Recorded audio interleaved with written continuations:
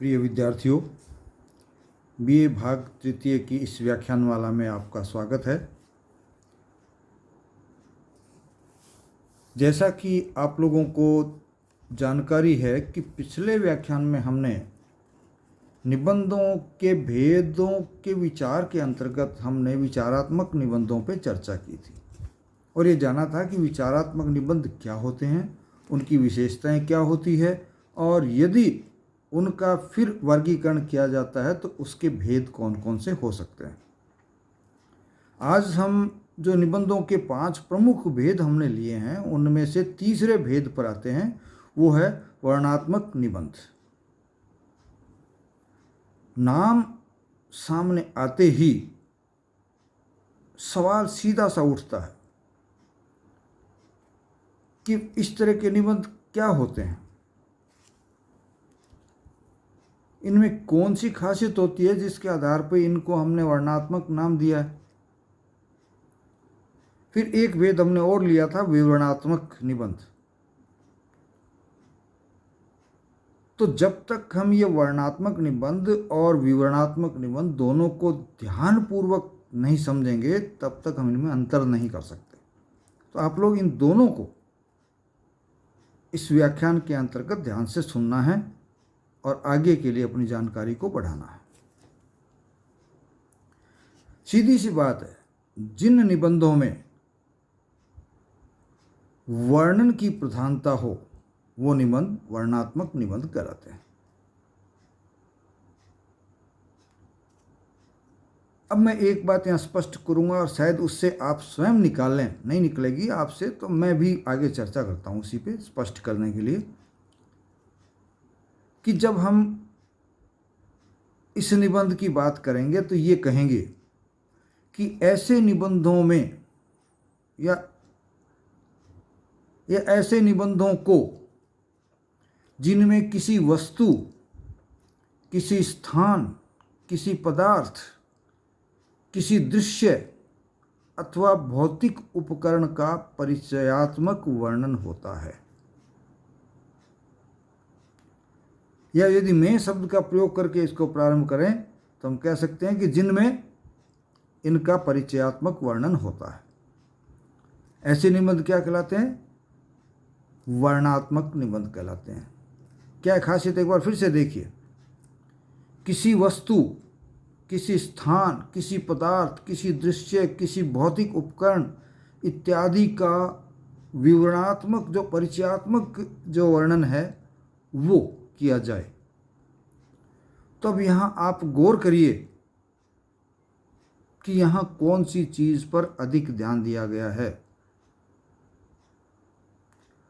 अब इसमें देखिए, वस्तु है, स्थान है, पदार्थ है, कोई देखने लायक दृश्य है या कोई भौतिक उपकरण है। इनका जब परिचय दिया जा रहा है तो इसका मतलब ये है कि उसमें होने वाली घटनाओं का वर्णन नहीं है, बल्कि जो स्थैतिक दृश्य है, जो स्थिर दृश्य है, उसका वर्णन किया जा रहा है। जैसे कोई पहाड़ी का वर्णन है, किसी उपवन का वर्णन है या बर्फीले स्थान का वर्णन है या समुद्र का वर्णन है, तो यहाँ उस वस्तु का वर्णन हो सकता है, उस स्थान का वर्णन हो सकता है, किसी पदार्थ का वर्णन हो सकता है, इस तरह और मैंने 2 नाम लिए हैं, उनका वर्णन हो सकता है, लेकिन उनमें होने वाली किसी घटना का वर्णन नहीं मिलेगा, क्रिया का वर्णन नहीं मिलेगा। तो ये क्रियात्मक वर्णन नहीं होता बल्कि एक स्थिरता का वर्णन होता है, जो चीज़ें स्थिर है, जो पूरी तरह से गतिमान उस समय नहीं है कम से कम। तो यहाँ हम कह सकते हैं कि इस प्रकार के निबंधों में घटनाओं का अधिक वर्णन नहीं किया जाता। ये कह सकते हैं घटनाओं पर बल नहीं दिया जाता, बल्कि किसी दृश्य या किसी परिस्थिति का सीधा सीधा सपाट वर्णन इसमें होता है, जो कि तात्कालिक तौर पे सामने दिखाई देता है। यही कारण है कि इस प्रकार के निबंधों में जो भाषा का प्रयोग किया जाता है और उसमें जो काल हमारे सामने निकल करके आता है, वो अधिकांशतः इनका वर्णन वर्तमान काल का सा वर्णन ही मिलता है। इसमें वर्णन भूतकाल का सा नहीं मिलेगा, भविष्य काल का सा नहीं मिलेगा, बल्कि किस तरह का वर्णन मिलेगा? वर्तमान काल का सा वर्णन मिलेगा। तो यहाँ एक बात स्पष्ट हो जाती है कि यहाँ किसी भी दृश्य का, किसी भी स्थान का, किसी भी पदार्थ का वर्णन किया जाता है, उनकी गतिविधियों का, उनकी क्रियाओं का, उससे होने वाली घटनाओं का वर्णन नहीं किया जाता। ये बात स्पष्ट होते ही आगे फिर जब आप विवरणात्मक के बारे में जानेंगे तो ये बात पूरी तरह आपके स्पष्ट हो जाएगी। दूसरी चीज जो है, नाम से स्पष्ट है कि ये निबंध वर्णन प्रधान होते हैं। इनमें किसी भी विषय का, किसी भी स्थान का, किसी भी वस्तु का वर्णन विस्तार से मिलता है, जिससे कि उसका एक चित्र हमारे सामने निकल करके, उभर करके आ जाता है। तो जब हम वर्णन कर रहे हैं, विस्तार पूर्वक वर्णन कर रहे हैं, तो शैली फिर कौन सी होगी? व्यास शैली। तो ऐसे निबंधों में आपको जो शैली मिलेगी अधिकांशतः, वो होगी व्यास शैली। तो हम कह सकते हैं कि ऐसे निबंधों में अधिकांशतः या अधिकतर व्यास शैली का ही उपयोग किया जाता है। इनमें समास शैली का उपयोग नहीं के बराबर होता है। हम ये तो नहीं कह सकते कि खाली एक ही प्रकार की शैली का उपयोग हर विशेष निबंध में किया जाता है। एक निबंध में दो प्रकार की हो सकती है, 3 प्रकार की हो सकती है, लेकिन हम कहेंगे वो जो अधिकांशतः होता है। तो ऐसे निबंधों में अधिकांशतः व्यास शैली का प्रयोग किया जाता है। एक और बात आती है कि इस तरह के निबंध जब हिंदी भाषा की दृष्टि से हम देखते हैं, तो हिंदी के प्रारंभिक दौर में इस प्रकार के निबंध हमको अधिक मिलते हैं। बाद में आगे आने वाले दौर में ये वर्णनात्मक निबंधों की संख्या कम होती गई और अन्य प्रकार के निबंध अधिक मात्रा में हमारे सामने आते गए। तो ये कहा जा सकता है कि हिंदी में इस तरह के निबंध प्रारंभिक दौर में हमको अधिक मिलते हैं। इन निबंधों में कल्पना का संस्पर्श बहुत अधिक होता है। चूंकि वर्णन हो रहा है वस्तु का, स्थान का, पदार्थ का, तो उसका वर्णन करते समय कल्पना शक्ति का उपयोग अधिक किया जाता है, ताकि उनका वर्णन इस प्रकार से किया जा सके कि सामने वाले के मनोमस्तिष्क में वो बात स्पष्टतः उभर करके आ जाए। तो जब कल्पना का संस्पर्श अधिक होगा, तो फिर चिंतन का स्तर कुछ नीचे आ जाता है, थोड़ा हल्का हो जाता है। तो इनमें चिंतन का स्तर उतना ऊंचा नहीं होता। हम ये नहीं कहेंगे कि चिंतन का स्तर बिल्कुल गिर जाता है। चिंतन तो जो मनुष्य है तो रहेगा ही रहेगा, लेकिन वो एक ऊपर के स्तर का होता है, एक सामान्य स्तर का या थोड़ा बहुत नीचे का होता है। तो उसका मतलब ये नहीं कि उनमें चिंतन है ही नहीं या बिल्कुल गिरा हुआ चिंतन है। हाँ, चिंतन बहुत अधिक उच्च स्तर का नहीं होता है। तो हल्के स्तर का इनमें चिंतन मिलता अवश्य है। ये नहीं है कि चिंतन मिलता नहीं हो, लेकिन आधिक्य मिलता है कल्पना के संस्पर्श का। तो कल्पनाएं बहुत अधिक मात्रा में मिलती है।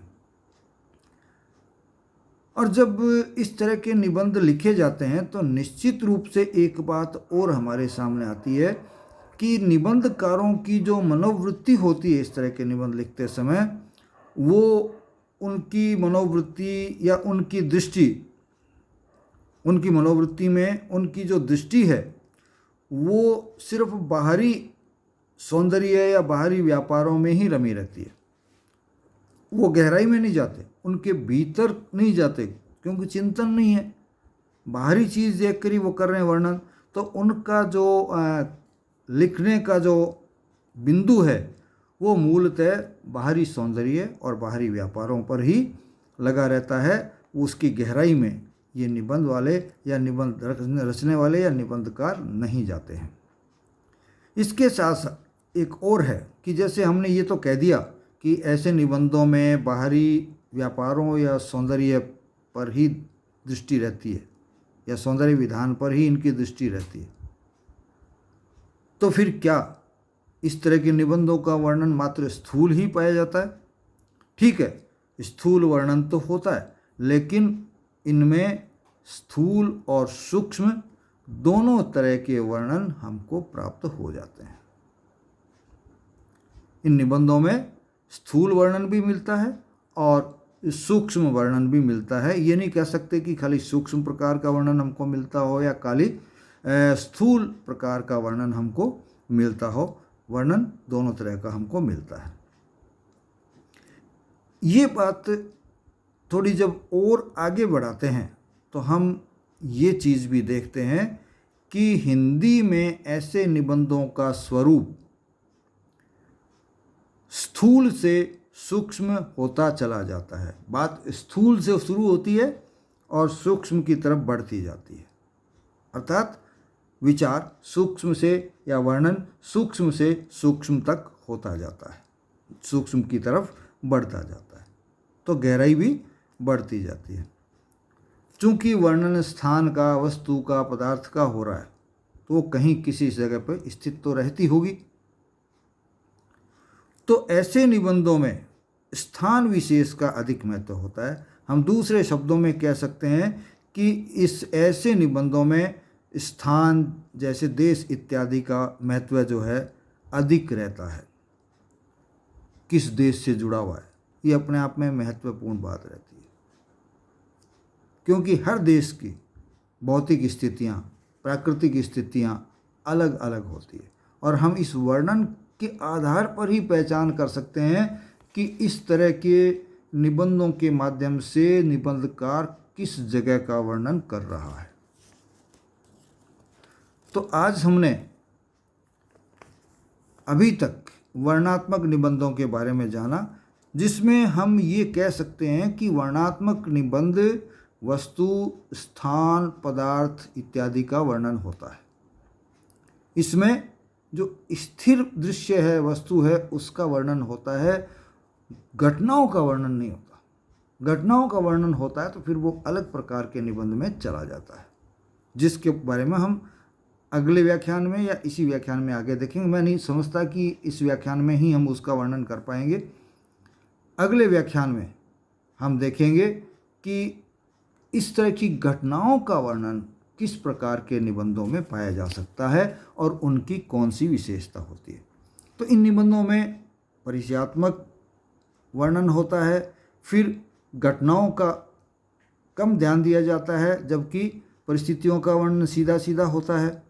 इनमें वर्तमान काल का प्रयोग अधिक किया या वर्तमान काल का सही प्रयोग किया जाता है। फिर वर्णन प्रधान निबंध होते हैं, इनमें वर्णन अधिक होता है। इसके अलावा इस तरह के निबंध हिंदी में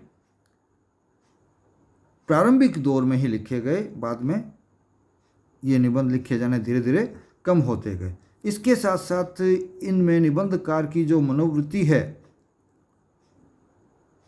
वो ऐसी होती है कि वो सौंदर्य, जो बाहरी सौंदर्य है या बाहरी व्यापार है, उस पे ही अधिक केंद्रित रहती है। और ऐसे निबंधों में वर्णन जो है मूल दोनों तरह का मिलता है, स्थूल और सूक्ष्म, जो कि स्थूल से सूक्ष्म की तरफ बढ़ता जाता है। और ऐसे निबंधों का जब लेखन होता है या ऐसे निबंध हमारे सामने हम पढ़ते हैं, हमारे सामने आते हैं तो हम ये कह सकते हैं कि ऐसे देशों में स्थान का बहुत अधिक महत्व होता है। जैसे कोई देश हुआ, कोई राज्य हुआ, कोई विशेष स्थान हुआ, वो चीज़ें अधिक महत्व रखती हैं। तो इसी के साथ आप इसको भी फिर से सुनेंगे, पढ़ेंगे, या आपके पास कोई पुस्तक है तो उसमें से आप देखेंगे और आप इस चीज़ को हल करने की कोशिश करेंगे कि यदि आपसे प्रश्न पूछा जाए कि वर्णनात्मक निबंधों पर अपने विचार अभिव्यक्त कीजिए, तो आप कैसे करेंगे, किस तरह से उसको प्रारंभ करेंगे, किस तरह से उसको विस्तार देंगे स्पष्ट करते हुए, और फिर किस तरह से प्रभावशाली ढंग से आप उसका समापन करेंगे ताकि आप अपनी बात को स्पष्ट रूप से रख सकें और आपको अधिक से अधिक अंक प्राप्त हो सके। इसी के साथ मैं अपनी बात को यहाँ विराम देता हूँ। जय भारत, जय हिंद।